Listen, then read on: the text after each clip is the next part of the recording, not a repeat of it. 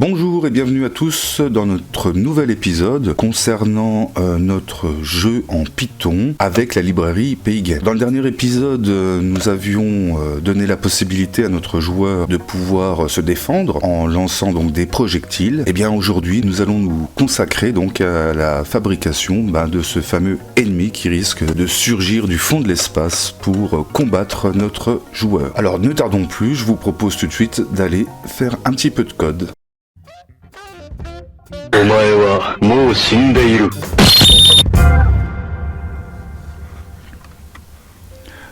Alors aujourd'hui on va démarrer tout de suite en fabriquant un nouveau fichier. Donc ce nouveau fichier ça va être évidemment un fichier Python.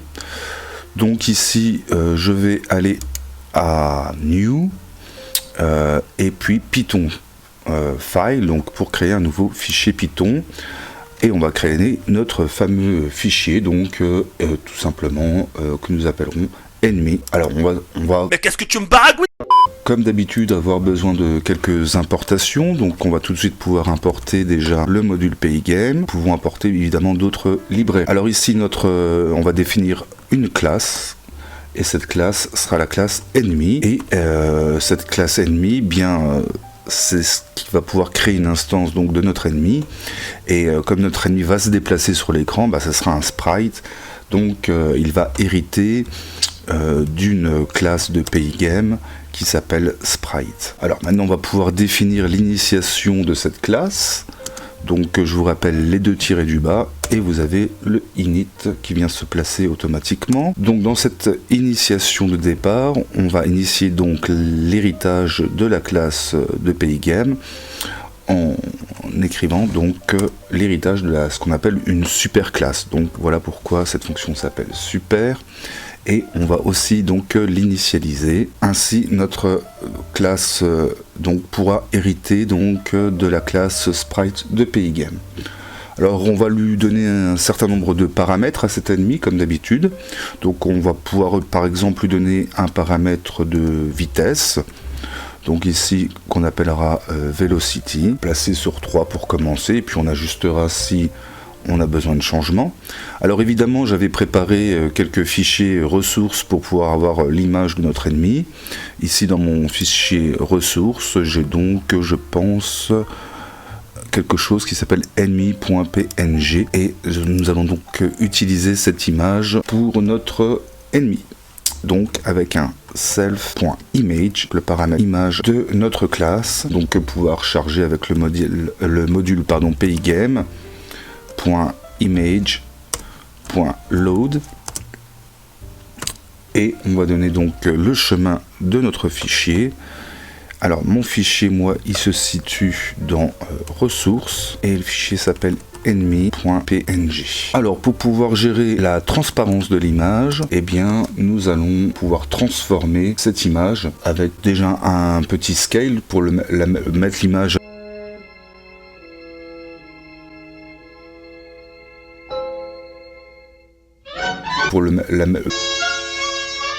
on va à la bonne taille.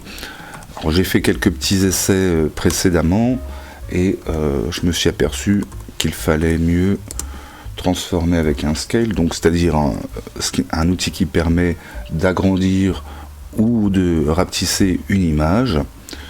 Donc si je fais un scale et en paramètre, donc je vais lui mettre notre image, et en deuxième paramètre on va lui mettre la taille qu'on veut obtenir, donc 60 par 60. Voilà, là on aura redimensionné donc l'image de notre ennemi. Et alors moi l'ennemi je l'avais fait dans un certain sens, et dans notre jeu en fait il se retrouve à l'envers, donc du coup on va le retourner avec un self.image égale, donc toujours un module de Pygame pour pouvoir faire une transformation. Donc ici on va le chercher dans transform et on va lui faire donc un flip.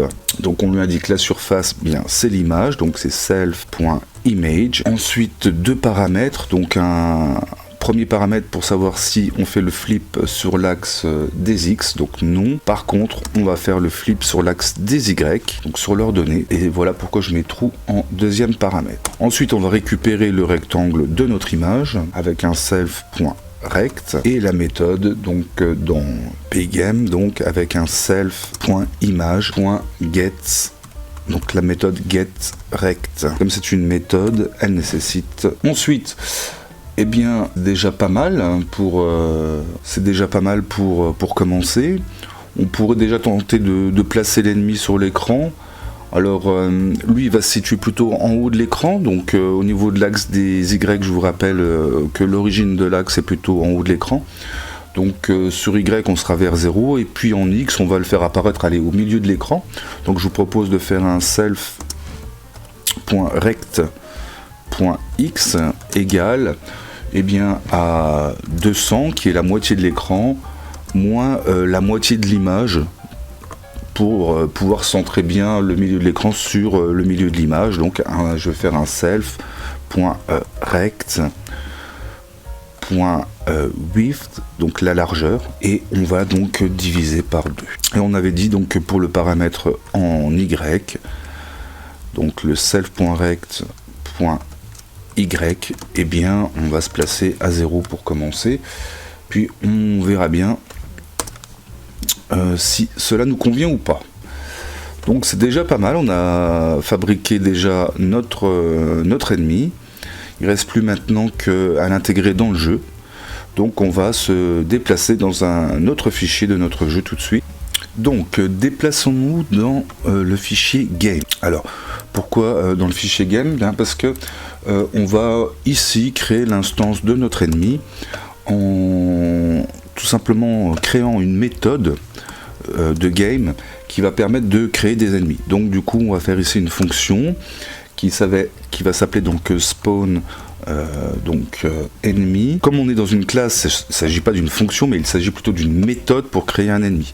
Donc tout simplement on va lui donner une variable ennemi qui va être égale à une instance donc de ennemi, notre classe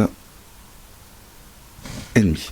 Alors ici elle apparaît en rouge évidemment parce que j'ai pas encore importé dans la classe game le module donc ennemi. Donc du coup il va falloir importer ennemi ici dans game. Donc je vais tout simplement lui faire un from le fichier ennemi import donc la classe ennemi. Et là vous voyez que tout de suite donc la classe n'est plus soulignée en rouge, donc il l'a bien reconnu.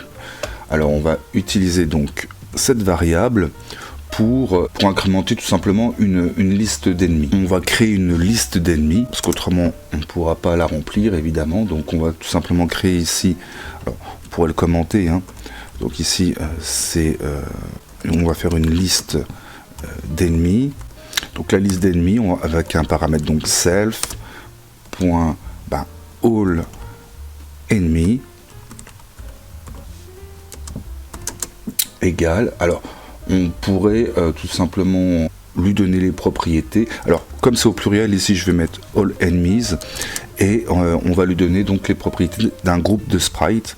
Donc ici avec pygame.sprite.group. Alors ici c'est une classe, donc on démarre une instance de la classe groupe.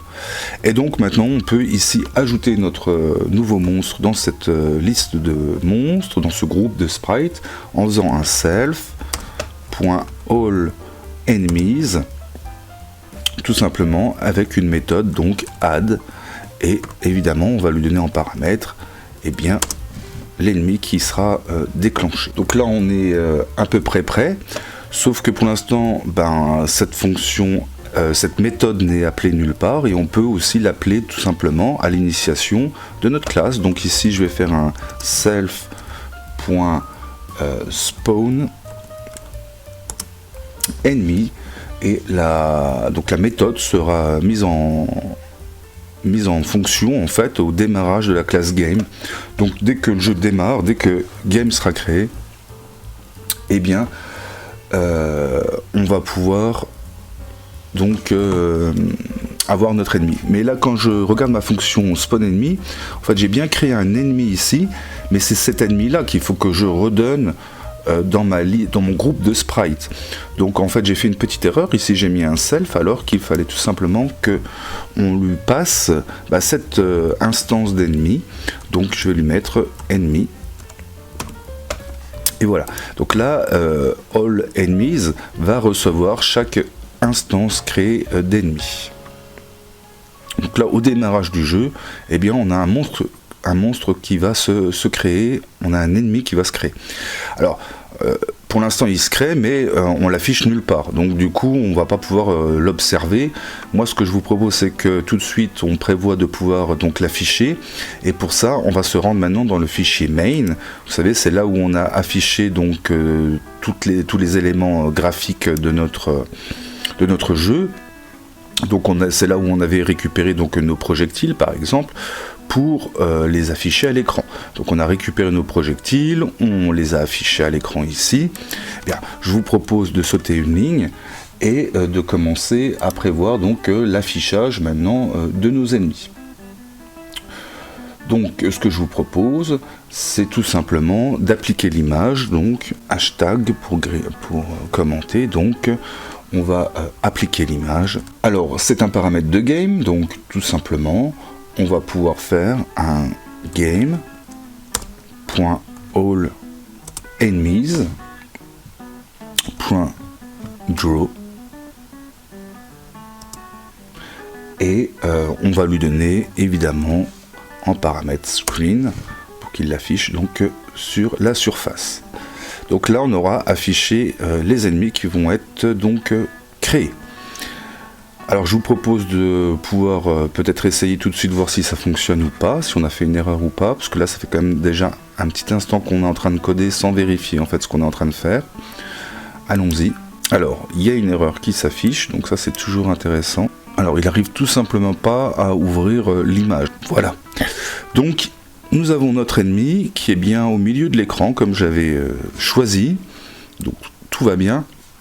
Bon, pour l'instant, ce qui est pas terrible, c'est qu'il se déplace pas, il fait rien du tout, mais en tous les cas, il a le mérite d'être là, à la bonne taille et placé au milieu de l'écran. Donc ça, c'est grâce au petit test que j'ai fait précédemment.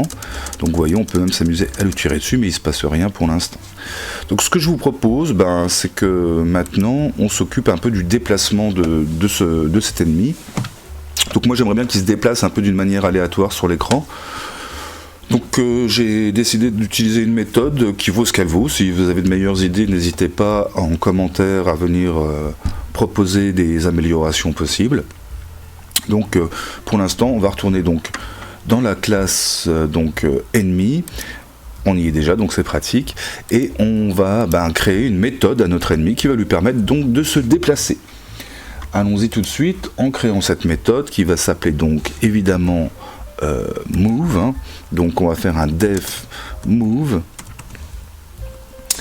Évidemment on n'oublie pas les paramètres self et on va essayer donc de définir un petit peu les déplacements donc de notre joueur. Alors pour ça je vais faire intervenir le hasard. Donc pour faire intervenir le hasard, on va avoir besoin donc de cette librairie en fait ici, donc je vais devoir l'importer évidemment. Donc on va importer from random, donc qui veut dire hasard, import round int. Donc c'est-à-dire ici je vais pouvoir générer des oula, je me suis trompé. Je vais pouvoir générer des nombres entiers avec la fonction roundint. Donc on va utiliser ça pour des nouveaux paramètres en fait par rapport à notre joueur, pas notre joueur, mais par rapport à notre ennemi. Donc par rapport à notre ennemi, ce que j'aimerais bien lui donner, c'est un objectif en fait de position à atteindre. Donc on va lui donner d'une manière aléatoire un objectif de position, et une fois qu'il aura atteint cette position, on lui donnera une autre position, etc., etc. Et puis il ira de position en position, en fait tout simplement. Donc ici on va faire un paramètre qu'on va appeler donc self.position underscore x pour l'objectif en fait au niveau de la position x, et on va donc lui dire que c'est un nombre aléatoire entre 0 et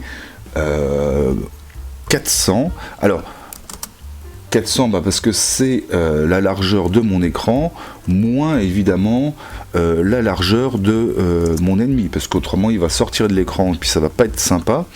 Donc du coup je lui enlève tout de suite donc la largeur, .width. Voilà, donc je lui enlève tout de suite la largeur de notre ennemi de manière à ce que on ne dépasse pas l'écran.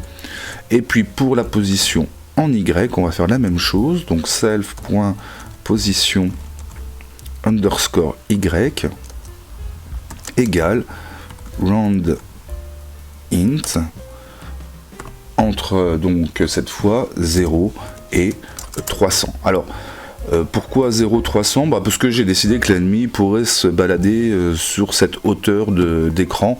C'est quelque chose qu'on pourra changer éventuellement si vous pensez qu'il se rapproche un peu trop de notre player. Alors je passe une ligne pour ma fonction move.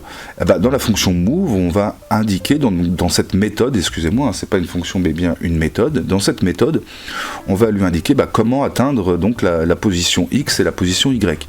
Je vois simplement ici que je fais une petite faute sur position. Donc voilà. On va bien mettre position Y. Donc, allons-y pour cette méthode. Donc si la position de notre joueur, c'est-à-dire self.rect.x. Alors là, je vais m'occuper dans un premier temps de l'axe des X. Eh bien, est inférieur à l'objectif qui est donc dans self.position-x. Bien, dans ce cas, il va falloir qu'il se déplace vers l'objectif. Donc, on va lui demander un self.rect.x. Eh bien, on va l'incrémenter avec un plus égal, maintenant vous avez l'habitude, de la valeur de la vélocité. C'est-à-dire qu'il va rajouter la valeur de la vélocité à la position X de notre joueur. Ensuite, si on est dans le cas de figure inverse, c'est-à-dire que si self.rect.x cette fois est supérieur à self.position x, et bien dans ce cas on va le faire reculer, c'est-à-dire on va faire un self.rect.x. On va donc lui retirer cette fois la vitesse, donc qui est dans self.velocity. Voilà pour déjà les déplacements sur l'axe des X. Alors on aurait pu évidemment mettre ici un elif. Ça c'est une fonction qui fonctionnera sans problème. Ensuite, bien, comme on s'est occupé de la position sur X, on va faire la même chose pour la position sur Y. On pourrait faire if self.rect.y eh bien, est inférieur, disons j'ai du mal, à, alors j'ai fait une faute en plus dans rect, à self, donc à l'objectif, je vous rappelle, qui est donc dans position, mais cette fois Y, bien, dans ce cas, tout simplement, on va incrémenter comme pour X, self.rect.y, donc plus égal à self.velocity. La même chose donc que pour X, c'est-à-dire que cette fois, si la position en Y de notre joueur eh bien, est supérieure à l'objectif qu'on lui a fixé dans position Y, eh bien dans ce cas-là, on va retirer à la position en Y de notre joueur la vitesse qui est donc dans le paramètre vélocité. Donc là pour l'instant on a corrigé donc on a corrigé la trajectoire, c'est-à-dire que maintenant notre ennemi bien va se placer sur l'objectif de position qu'on lui a fixé à sa création. Alors on peut vérifier si ça fonctionne. Alors il faudrait par contre que cette fonction move eh bien elle soit déclenchée quelque part. Alors, je vous propose de retourner dans main, et dans main, on va faire comme pour les projectiles, c'est-à-dire que on va donc pour chaque ennemi du groupe ennemi, en fait, on va faire déclencher la méthode qu'on vient de créer qui s'appelle move. Donc, on va faire maintenant la même chose pour les ennemis. Donc ici, par exemple, je passe une ligne et on va commenter donc qu'on va récupérer donc les ennemis. Alors pour les récupérer, bah, tout simplement on va utiliser une boucle for, donc for enemy in. Alors il faut qu'on se rappelle maintenant où était le groupe de sprites des ennemis. Alors si vous vous rappelez bien, on l'a créé dans game, il me semble, donc on peut aller vérifier. Ici voici notre groupe, donc on va aller le rechercher ici dans game, donc in game .all enemies, d'accord.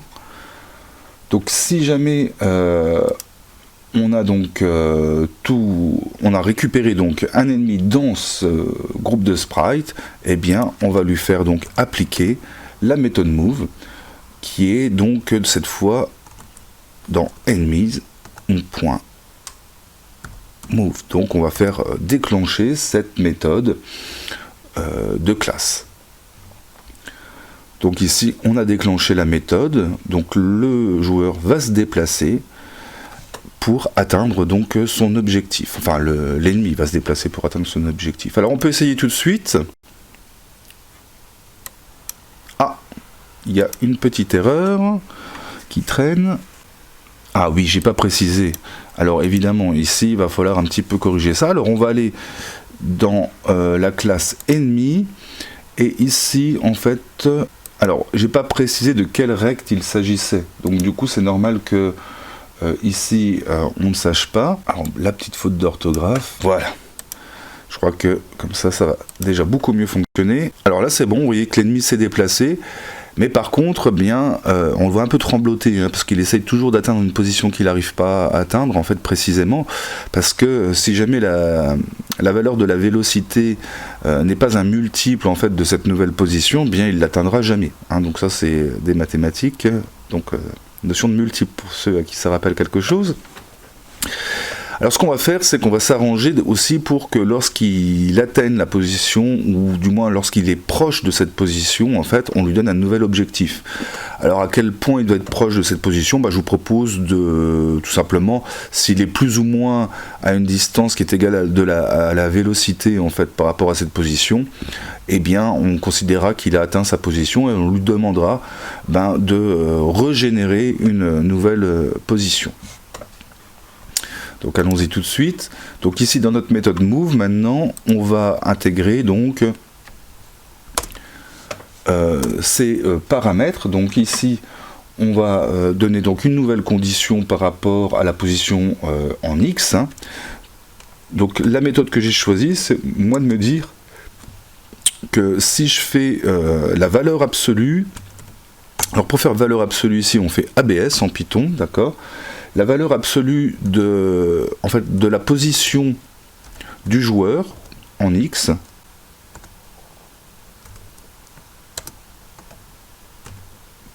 moins la position.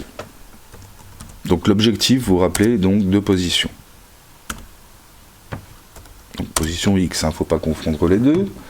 Bien, si cette valeur absolue, elle est inférieure à la vitesse à la valeur de la vitesse, pardon, donc à un self.velocité, et bien dans ce cas-là, on considère donc qu'on a atteint notre position. Donc tout simplement, on va lui faire régénérer une position X en retapant exactement la même ligne que celle qu'on avait tapée donc ici à l'initiation de notre classe, c'est-à-dire eh bien, self position égale rand int, etc. Donc c'est-à-dire qu'on va régénérer une valeur aléatoire d'une position X. Alors, J'espère que vous avez compris cette petite histoire de valeur absolue, c'est-à-dire que la valeur absolue d'une soustraction donnera le résultat sans signe. Donc si la valeur est négative, ou qu'elle soit positive ou qu'elle soit négative, en fait, si cette soustraction a une valeur donc absolue qui est inférieure à la vitesse du joueur, eh bien on considère que l'objectif est atteint.